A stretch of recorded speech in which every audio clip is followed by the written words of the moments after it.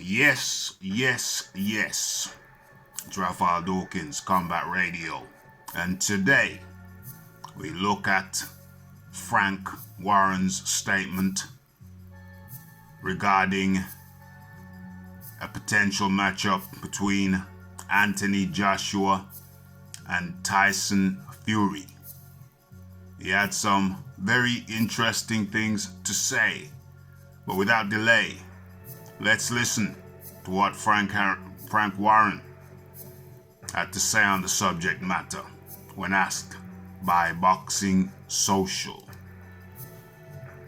At the moment, it's amazing how what can happen in one fight and how it can change a situation. It certainly won't be a 50-50 deal now, would it?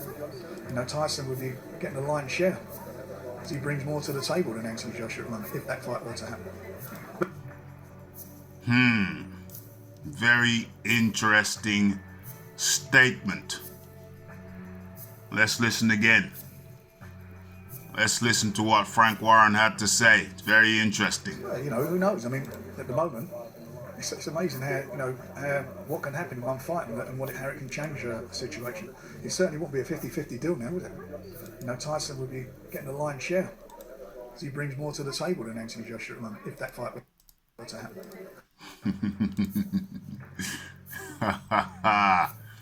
So, Frank Warren says it certainly wouldn't be a 50-50 anymore, would it? Tyson Fury would be getting the lion share. Frank Warren. It wouldn't be 50-50 anymore. Let's start right there. Was it a 50-50 in the first place? I don't think so. Frank Warren, Tyson Fury were offered somewhere in the region of a 40% split. They were offered a 40% split to face Anthony Joshua. So where does this argument arise that it wouldn't be 50-50 anymore? It wasn't 50-50 in the first place. What are you on about, Frank Warren? What are you on about? It wouldn't be 50-50 anymore. It wasn't 50-50 in the first place.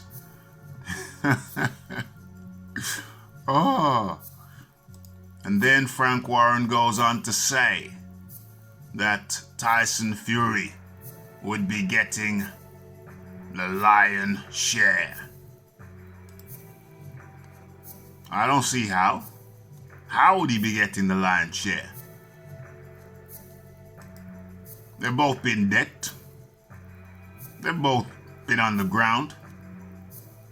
Yes, admittedly, Tyson Fury is undefeated. But by the same token, he's been fighting the lesser opponents. The weaker opponents. It was inevitable that out of the big three, Anthony Joshua, Deontay Wilder, Tyson Fury, it was inevitable that Anthony Joshua was going to lose first because those guys fight mainly cherries. Whilst Anthony Joshua has been consistently taking on top 10 high-ranking opponents. So inevitably, if you got one guy consistently fighting top 10 and other guys fighting cherries for the most part, what's going to happen? Who's going to lose first? It's going to be the guy who consistently takes on the top-ranking opponents. This guy, Anthony Joshua. So I don't see how Tyson Fury suddenly can claim the lion's share. How does that work? How does that work?